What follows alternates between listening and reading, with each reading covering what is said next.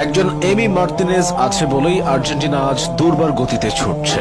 এমি আছে বলেই আর্জেন্টিনা হাঁটতে ভুলে গেছে। তার গ্লাভস যেন মাকড়সার জাল। তিনি চীনের মহাপ্রাচীর। সতীর্থরা তাকে ডাকেন দিবু নামে, ভক্তরা ডাকেন বাজ পাখি বলে। সব ছাপিয়ে এমি হয়ে উঠেছেন আস্থা ও নির্ভরতার প্রতীক।